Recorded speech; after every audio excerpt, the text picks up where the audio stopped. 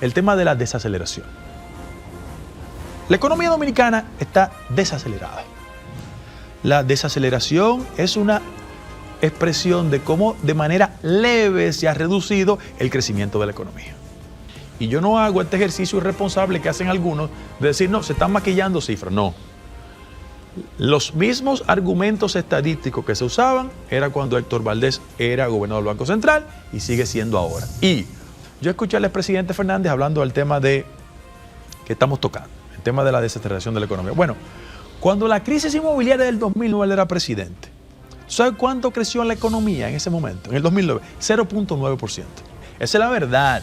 Y cuando tú combinas el crecimiento de la economía en los gobiernos de Danilo Medina y de Leonel Fernández, ninguno llegan a 6%. Ninguno. Bueno, mi querido amigo Leonel Fernández, todo el mundo sabe que yo soy muy amigo de Leonel Fernández y siempre hablamos. Pero no es cierto que la economía dominicana se ha desacelerado como resultado de las elecciones del 2024.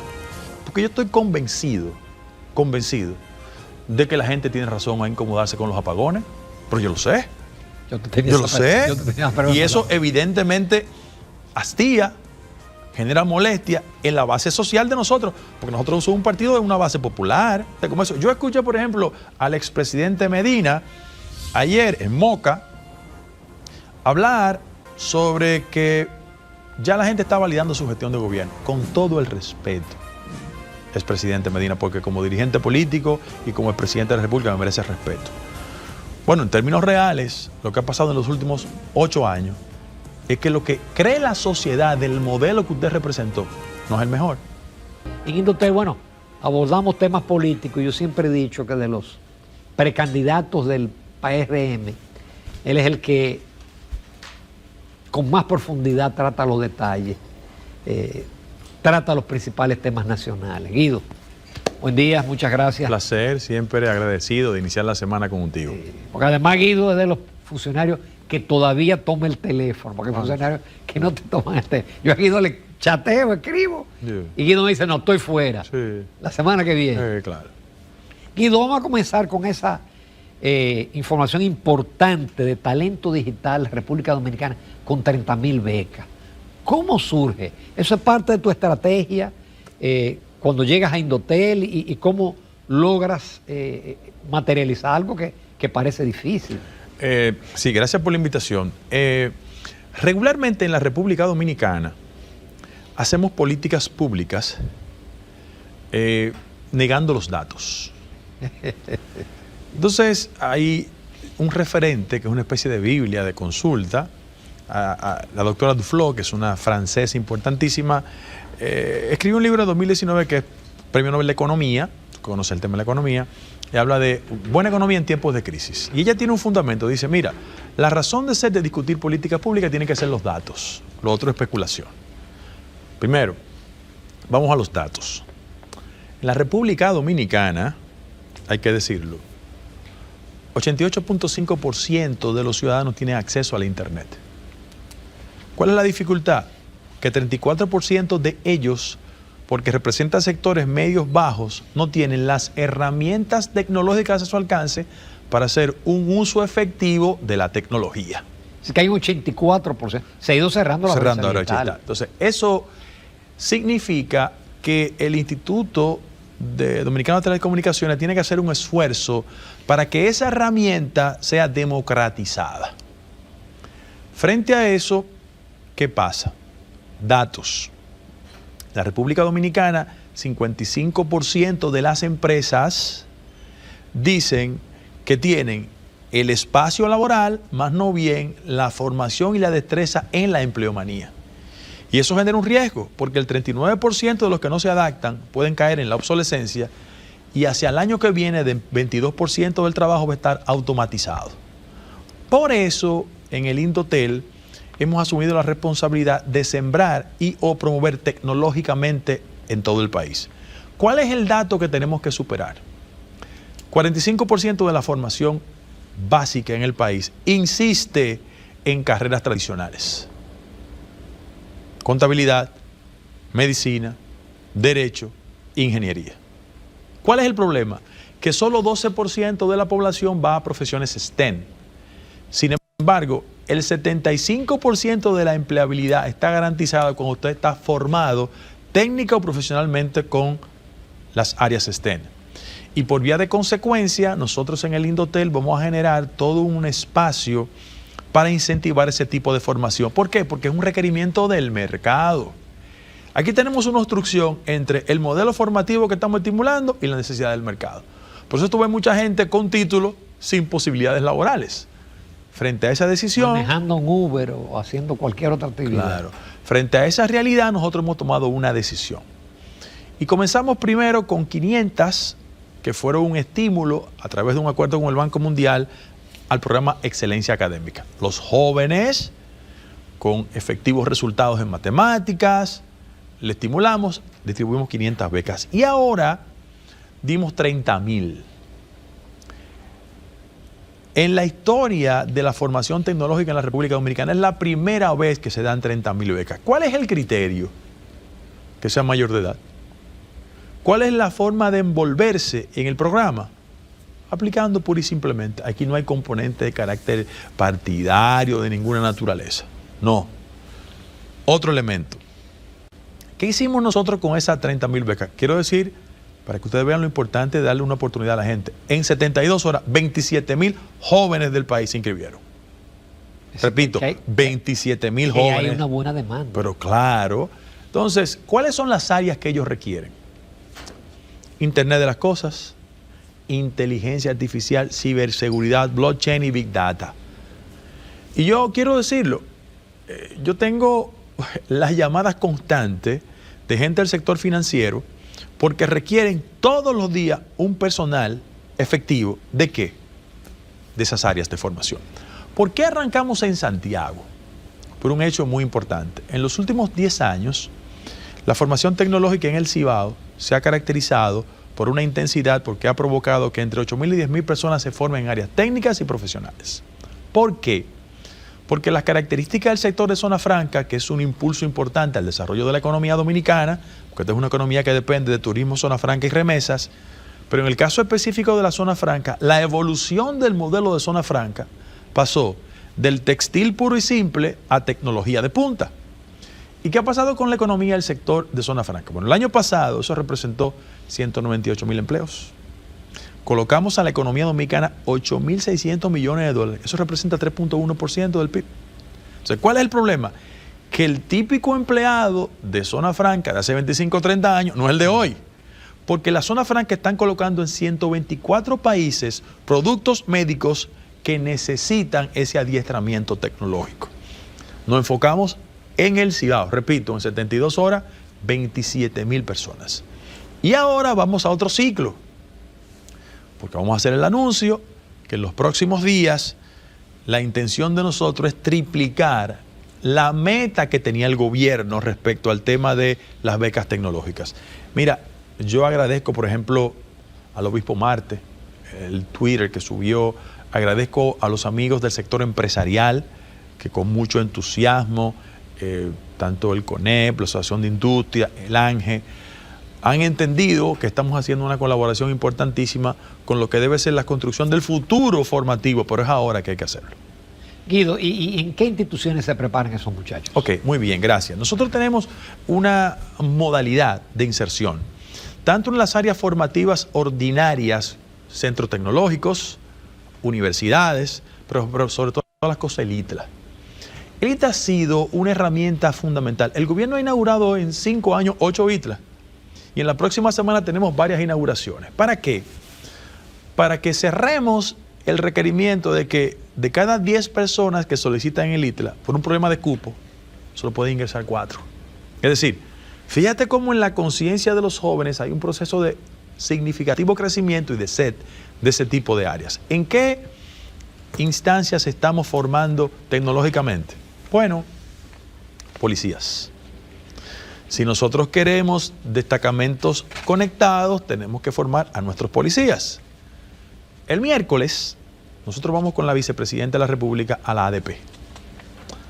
¿Por qué vamos a la ADP? Hicimos un contacto con Hidalgo, con la dirección ejecutiva de la ADP, porque a nosotros nos preocupa terriblemente la siguiente pregunta. ¿Quiénes están formando o cómo se están formando los que forman. Los modelos tecnológicos en la República Dominicana expresan lo siguiente. En los últimos 15 años en el país, el 40% de la gente que estaba formando no tenía las herramientas tecnológicas necesarias para transferir conocimiento. Y eso ha experimentado un proceso de cambio significativo. Ahora sobre el 70% tiene algún tipo de destreza. Y cuando tienen ese tipo de destreza y requerimientos académicos ordinarios, mira cómo hay una transformación del salario. Antes, 17,000 pesos, ahora 60,000. Por eso nosotros tenemos que garantizar situaciones de orden práctica. Si yo soy un jovencito de las Matas de Farfán y tengo una tía en Barcelona que me mandó un iPad, si mi profesora en el aula no conoce tecnología, cuando yo hago la tarea desde mi iPad, ella no tiene una forma de evaluarme. Entonces, frente a eso, vamos a hacer un esfuerzo significativo para que los profesores y las profesoras del país tengan un adiestramiento tecnológico y como ellos, otros sectores de la vida nacional. Qué bien. Guido, ¿cuáles tú consideras que han sido los principales logros de tu gestión? Que todavía es muy breve. Un año, cumplo hoy un año. Un año. Mira, hablar en primera persona nunca es elegante, pero la gente sabe lo que ha pasado. Mira, en Indotel, hace un año nadie hablaba de destacamentos conectados. Pasamos de 25 a 54%. Uno. La gente sabía que la televisión terrestre digital era un desafío. Hemos distribuido, en un país de 3.8 millones de hogares, hemos distribuido 900,000 cajitas. La gente le dice cajitas, pero son unos dispositivos tecnológicos que contribuyen al gran salto. 3. Nadie hablaba del tema de la interferencia en la zona fronteriza. Nosotros hicimos una inversión significativa y hemos contribuido a que los dominicanos y dominicanas que viven en la frontera combinen promoción, educación y garantía de que las ondas hertzianas nuestras no sean penetradas. ¿Qué tú si te aumentar la potencia, ayudar a aumentar la potencia? Autorizamos el incremento de la potencia, le generamos unos recursos a las emisoras, porque desafortunadamente en los últimos 15 años solo 3% del presupuesto se invierte en esa zona fronteriza. Eso es una locura. Pero en ese mismo orden, ¿qué hicimos nosotros? Las madres que son cabeza de familia, 28,000 madres en la República Dominicana fueron entrenadas en un curso de educación tecnológica, para que ellas aprendan a hacer transacciones fundamentales como las transacciones bancarias, por ejemplo, o el reporte de la escuela que le dan sobre los hijos. Entonces, es un proceso de formación significativa. El Indotel no tenía edificio. No tenía edificio. Por 25 años el Indotel pagaba un alquiler de $140,000. Bueno, el miércoles en la tarde nos entregan el edificio. En 8 meses lo conseguimos. Lo compramos a la fiduciaria del Banco Popular, con Sina Cabral como presidenta de esa comisión. Yo no intervine en nada y para suerte vamos a tener un edificio nuevo en la avenida 27 de febrero. Pero otro componente importante que nosotros tenemos en el Indotel es un concepto que se llama conectar a los desconectados. Históricamente en la República Dominicana la noción de brecha digital no era otra cosa que no sea impedir que los sectores más vulnerables de la sociedad no tuviesen acceso a ese tipo de formación. Y nosotros hemos incrementado a través de un joven, Darian Vargas, conocido. Ha sido invitado con mucha frecuencia. Y el ingeniero Almonte, tenemos una unidad de habilidades que tiene, entre otras cosas, el interés de garantizar que nuestros jóvenes se adiestren con mayor velocidad en este proceso.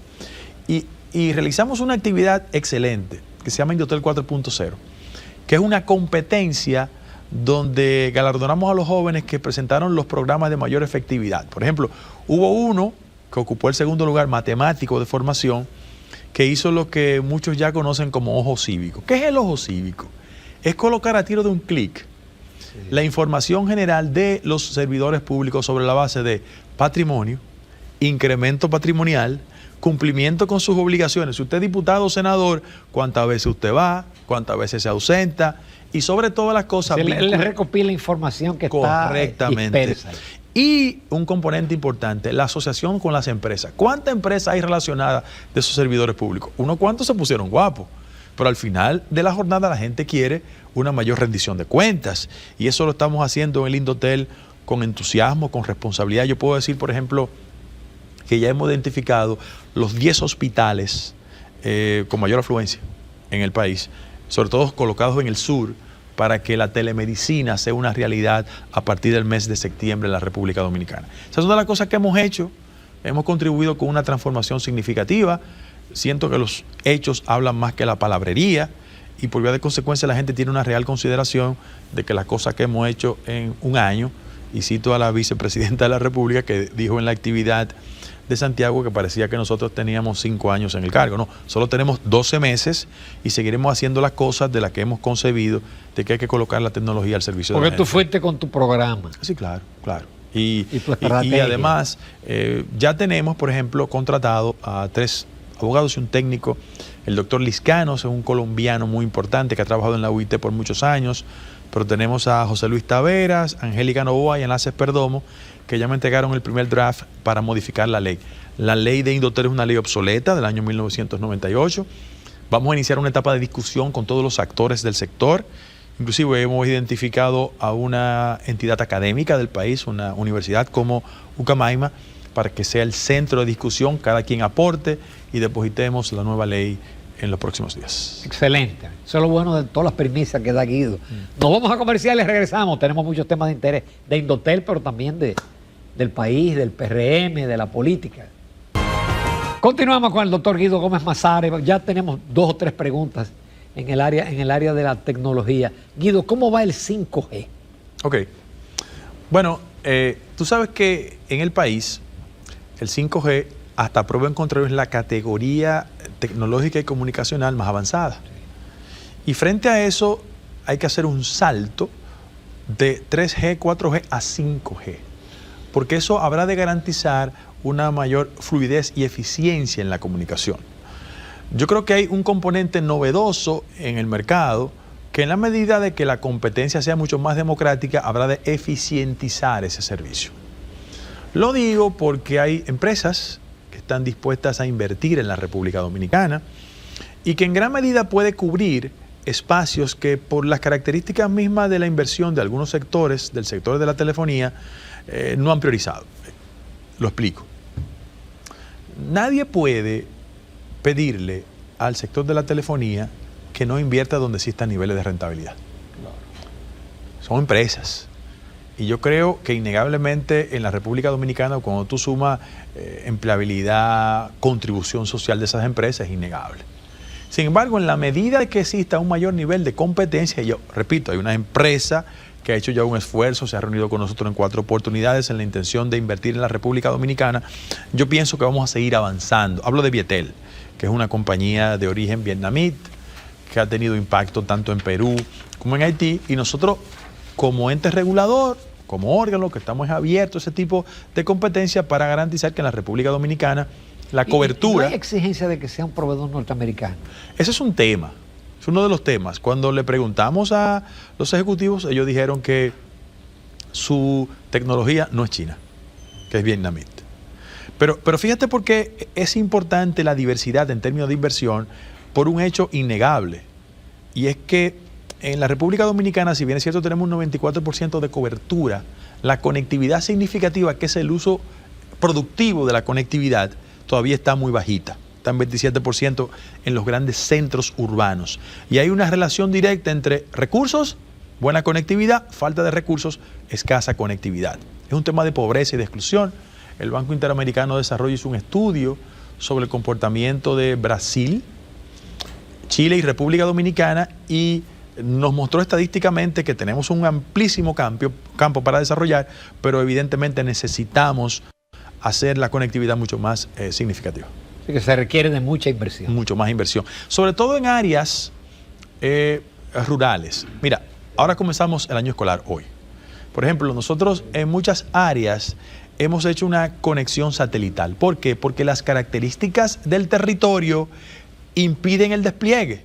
Y por vía de consecuencia hacemos mucho más efectivo el tema de la conectividad satelital. Ya hay una empresa conocida de una figura norteamericana, Elon Musk, que es muy conocida.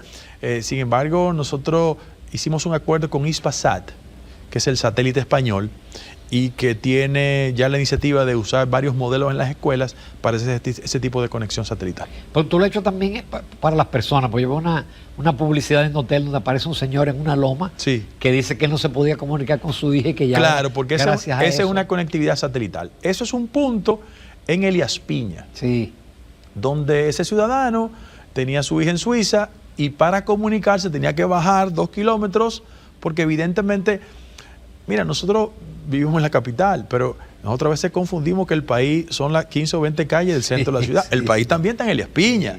Y por vía de consecuencia hicimos un esfuerzo de conectividad satelital y ese ciudadano recibe sus llamadas, que es una especie como de toque de puerta al siglo XXI. Ese señor nunca en su edad había tenido ese tipo de conectividad. Y ya se comunica con Suiza. Gracias a Dios, gracias a Dios. Guido, a mí me llama la atención, porque tú has sido un político de actividad intensa 24/7, aparte de ejercer tu profesión. ¿Cómo tú asumes Indotel, que es una entidad técnica regulatoria, pero además es una entidad que a veces tú tienes que pisar callos de sectores muy poderosos? Eso ¿cómo tú lo armonizas con...? Yo sé que tú no eres de los precandidatos que están en campaña, pero ¿cómo tú armonizas eso con el hecho de que tú eres un político a tiempo completo? Bueno, yo creo que con bastante razón hay un segmento de la sociedad que ha asumido la idea de que los políticos no tenemos la articulación ni la formación necesaria. Un político del siglo XXI tiene que ser un eficientizador. Y sobre esa base, el espíritu armónico tiene que prevalecer porque el sector de las telecomunicaciones tiene un impacto en el PIB.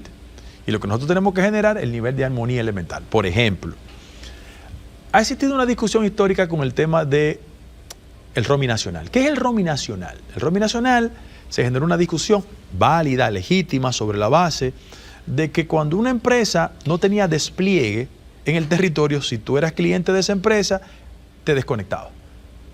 Ese conflicto llegó al Tribunal Constitucional, nosotros hicimos las diligencias jurídicas del lugar y tenemos ya el roaming nacional que va a entrar en vigencia en 1 de diciembre.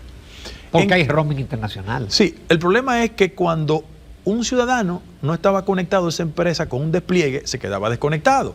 Y el argumento de nosotros fue el siguiente: nosotros administramos el espectro y por vía de consecuencia tú no puedes penalizar a quien por una razón u otra, sobre todo por costo, no estaba conectado a esa empresa que tenía despliegue, porque se quedaba técnicamente desconectado. Ahora, ¿qué hicimos? Aquellas empresas que no tienen despliegue en el territorio nacional tienen 4 años para hacer las inversiones del lugar y garantizar que las grandes empresas automáticamente estén conectadas. Y eso no tiene cargo al bolsillo del cliente. Ese fue un conflicto que se generó. Las empresas prestadoras apelaron la decisión en buen derecho. Nosotros ganamos, asumimos la victoria con humildad y en el marco de la mayor armonía posible. Es decir, los que no están equipados se conectan con automáticamente ya, pero sin cargarle a su bolsillo, que eso es importante. Entonces yo creo que eso es una tarea de cualquier servidor público. ¿Pero por qué? Porque más allá de la función que yo puedo desempeñar en el Indotel, yo siempre he creído que en la actual coyuntura hay que apostar al espíritu de cuerpo del gobierno. Yo soy parte de una administración y mi principal responsabilidad es ser eficiente en Indotel, pero también contribuir con el desempeño del gobierno. ¿Por qué? Porque al final de la jornada, yo creo que en la actual coyuntura hay discusiones interesantes respecto a cómo va el gobierno. Y mi responsabilidad no se circunscribe solamente a Indotel. No, yo quiero hacerlo bien en Indotel, como la gente lo entiende. Pero también quiero hacer una contribución a que el entorno de la gestión gubernamental sea eficiente en muchos ámbitos. Por ejemplo, yo he escuchado a algunos políticos hablar de la actual coyuntura económica. Y frente a eso, yo siento que un político del siglo XXI tiene que tener dominio temático. Por ejemplo, el tema de la desaceleración. La economía dominicana está desacelerada. Es evidente. Eso no es una información negativa. La desaceleración es una expresión de cómo de manera leve se ha reducido el crecimiento de la economía. Frente a eso, ¿por qué una economía se desacelera? Porque eso hay que explicárselo a la gente también. Bueno, una economía se puede desacelerar por los componentes cíclicos de la economía misma, por una reducción significativa en el consumo, por una sobreproducción, por una pandemia. Choque externo. Y hablo paréntesis, por ejemplo, el tema de la pandemia. Bueno, entre el año 2019 y el 21, los gobiernos, pero fundamentalmente el gobierno del presidente Abinader, gastó más o menos 225.000 millones de pesos. Eso es 4.4% del PIB. Ahora, ¿tú sabes cuál fue el nivel de recuperación en 8 meses? En 8 meses la economía se recuperó a tal punto de que el crecimiento interanual fue de 12%. Cifras estadísticas. Y yo no hago este ejercicio irresponsable que hacen algunos de decir, no, se están maquillando cifras. No. Los mismos argumentos estadísticos que se usaban era cuando Héctor Valdés era gobernador del Banco Central y sigue siendo ahora. Y Moody's, CEPAL, Banco Mundial y BID, no lo vamos a engañar. Están las cifras estadísticas ahí. Pero otro componente, y lo doy como recordatorio, por ejemplo. Yo escuché al expresidente Fernández hablando del tema de que estamos tocando, el tema de la desaceleración de la economía. Bueno, cuando la crisis inmobiliaria del 2009 él era presidente, ¿tú sabes cuánto creció la economía en ese momento? En el 2009, 0.9% del PIB. Esos son los hechos. Y cuando tú sumas... Él se queja de que el dato inicial fue 3.1 y cuando cambiaron el año base bajó a 0.1. Bueno, pero la verdad es que el registro habla 0.9. Esa es la verdad. Y cuando tú combinas el crecimiento de la economía en los gobiernos de Danilo Medina y de Leonel Fernández, ninguno llegan a 6%. Ninguno. Frente a una situación de dificultad. Pero vamos a cifras económicas, que yo pienso que eso es importante en el debate. Y yo, de verdad, me siento muy cómodo cuando los niveles de civilización de la discusión alcanzan esa categoría. Claro. Eso es bueno. Eso revela de que la clase política va avanzando. Por ejemplo, el 16 de agosto del año 2020, entre los 33 países de la región, la economía dominicana estaba en el lugar 9. 5 años después está en el lugar 7. El 16 de agosto del año 2020, el ingreso per cápita de los dominicanos alcanzaba $8.600. 5 años después, $11.200. El 16 de agosto del año 2020, el tamaño de la economía dominicana era de 55.000 millones. 5 años después, 58.000 millones. Yo creo que es un evento importante que la economía dominicana registre por primera vez en la historia que 5,2 millones de dominicanos están ocupados. Y todo eso se hace en el marco de una economía que está desacelerada. Y otro componente. Bueno, mi querido amigo Leonel Fernández, todo el mundo sabe que yo soy muy amigo de Leonel Fernández y siempre hablamos, pero no es cierto que la economía dominicana sea desacelerada como resultado de las elecciones del 2024. Yo creo que colocar el tema de la economía norteamericana es un tema importante. Mira, lo que pasa en la economía norteamericana es digno de una reflexión. 1.4% va a crecer este año. ¿Por qué la economía norteamericana anda desacelerada? Yo creo que hay componentes. Hay una reducción del gasto público en los Estados Unidos, hay un incremento sustancial de las importaciones y la lógica de los arbitrios, ¿no verdad?, se ha ido incrementando de tal manera que eso ha generado una perturbación en el ordenamiento internacional. Y a pesar de que la economía norteamericana va a crecer 1.4%, todo el mundo sabe que cuando la economía norteamericana le da catarro, aquí hay una gripe en crisis. No obstante eso, Bloomberg, estaba leyendo yo el Bloomberg, dice que el año que viene la República Dominicana solo va a crecer más que nosotros Guyana. Entonces, el componente de impugnación que históricamente se registraba sobre los gobiernos del PRD, que es el viejo partido nuestro, de que la economía no se conducía bien en tiempos de Guzmán, Jorge Blanco y de Hipólito Mejía, es una muestra de que este es un gobierno que, a pesar de una situación de dificultad económica, estamos creciendo. Hay un componente que está afectando y es el bajo nivel de inversión pública. Ah, no, claro. Que el gobierno lo reconoció ahora con el y la rectificación presupuestaria. ¿Qué hicimos nosotros cuando reformulamos el presupuesto? Bueno, la gente dice, inversión en capital, ok, no hay problema, 20%. 20%. Y en segundo lugar, ¿tenemos una inversión pública baja? Sí, bajísima, 2.5 del PIB. ¿Qué hizo la actual administración? Y yo creo que es un mérito de Magín. Hay que reconocerlo. Pues nosotros hicimos lo siguiente. Todas las instituciones públicas que no han ejecutado, le vamos a recoger recursos y vamos a disparar de 2.5 a 3.4%. ¿Cómo se va a traducir eso? Más inversión en agua, en estructura en todo el país, en servicios de salud, en política social. Porque yo estoy convencido de que la gente tiene razón a incomodarse con los apagones. Pero yo lo sé. Yo lo sé. Y eso evidentemente hastía, genera molestia en la base social de nosotros, porque nosotros somos un partido de una base popular, tan evidente como eso. Yo escuché, por ejemplo, al expresidente Medina ayer en Moca hablar sobre que ya la gente está validando su gestión de gobierno, con todo el respeto, expresidente Medina, porque como dirigente político y como expresidente de la República me merece respeto. Bueno, en términos reales, lo que ha pasado en los últimos 8 años es que lo que cree la sociedad del modelo que usted representó no es el mejor. Miren, significativamente derrotado en el 20. Significativamente derrotado en el 24. Tú puedes arguir en cualquier dirección, pero los pueblos tienen inteligencia Y ellos votan en función de lo que creen. Si su modelo económico es bueno, votan en favor. Si su modelo económico es malo, votan en contra. Usted llevó de candidato a quien usted entendía que era su ministro estrella, lo derrotamos. Y la figura de mayor importancia en el Cibao, Abel Martínez, fue el candidato de su partido, lo derrotamos. El único partido que ha experimentado una pérdida de más de 1 millón de simpatizantes es el PLD.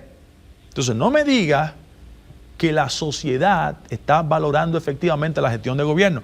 El drama de los políticos dominicanos es el drama de Dato Pagán Perdomo.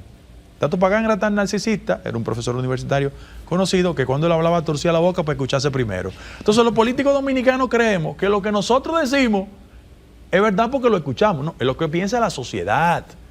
Y hay que ser muy respetuoso de eso. Por eso yo le digo a mis compañeros de partido que este es el momento de salir a defender el gobierno. Que posturas coyunturales y o acomodaticias de que no, yo no voy a defender a Luis ahora, yo no voy a defender al gobierno. No, eso no es responsable. Nosotros el gobierno tiene que llegar bien al 28. Y además ganar. Nosotros tenemos que preservar la buena gestión y garantizar que el principal capital que tenemos, que es el presidente de la República, no llegue lesionado. Y para eso tenemos que asumir la defensa con responsabilidad y que cada quien vaya a su institución y diga, hemos hecho esto, aquello y lo otro. Yo puedo decir en mi institución que desde que se fundó Indotel en el 98 hasta la fecha, nadie había dado 30.000 becas tecnológicas. Nadie. Y no nos vamos a quedar en 30.000. Tenemos anuncios en los próximos días. Entonces, que cada quien salga a defender, pero no a través de periodistas que dicen que lo defienden. No, salga usted a defender la cosa que está haciendo, porque al final de la jornada yo pienso que esto es un ejercicio de defensa estadística y que la población perciba y entienda cuáles son las cosas. Mira, tú puedes decir lo que tú quieras de Luis Abinader y del gobierno. Tenemos 5 años. Ramón Núñez, amigos, yo no conozco el primer funcionario de este gobierno que tenga el monopolio del ajo. Ahora, en otro gobierno del PLD, sí había un funcionario que tenía el monopolio del ajo. Este gobierno tiene 5 años. Yo no conozco a nadie de este gobierno que haya constituido una empresa de fertilizantes para sustituir a Fersan y Ferquido. En el otro gobierno sí había una persona que constituyó una compañía para competir con esas empresas. En este gobierno en 5 años yo no conozco a nadie que tenga el monopolio de la aviación privada. En el gobierno del PLD sí había una persona que tenía el monopolio de la aviación privada. En este gobierno de 5 años, nadie del Ministerio de Hacienda hace jugadas y combinaciones para reclamos jurídicos de 40 y 50 años para distribuirse cuarto. Eso no pasa en este gobierno. En el otro gobierno sí pasaba. Y si usted quiere ver una contribución con el adesentamiento institucional de la justicia, mida, y que me excusen ellas dos, porque es una falta de respeto, que mida a Miriam y a Jenny, que lo midan con Jean Alain. Eso lo ha hecho este gobierno en 5 años. Otros no lo hicieron. Entonces, yo creo que ha llegado el momento de salir a defender las cosas. Claro, en la democracia hay que ser receptivo, tolerante frente a la crítica. Hay críticas que son importantes porque nos obligan a reformular actitudes y comportamientos, pero la gente tiene que sentir que nosotros lo estamos acompañando, que nos quitemos los fines de semana los sacos y la corbata y hablemos con la gente. Yo estaba el sábado en Cambita, en una actividad de un proceso de formación de una escuela en Cambita. Y me dijeron los compañeros, el presidente del partido y el alcalde, que había una edificación abandonada y que era de Indotel. Digo, no es Indotel. Del 2019, por decreto de Danilo Medina, se transfirió eso a la política social. Llamé a Tony. Tony Peña. Mira, yo estoy aquí, los compañeros. No, vamos a limpiar. Mañana vamos a limpiar y vamos a establecer un programa allá. Hay que hacer eso. Hay que salir a ayudar a la gente. Hay que olvidarse de la jipeta, de los 3 lambones, de los 4 guardaespaldas. Que eso no hace daño frente a la gente. Porque la gente impugnaba al PLD por eso. Tenemos que ser sencillos, simples, próximos. Y tener la capacidad de aguantar las críticas. Por ejemplo, los amigos de la oposición quieren ganarnos en las redes lo que ellos pidieron en las urnas. Las redes no transforman una sociedad. Eso es un vehículo moderno.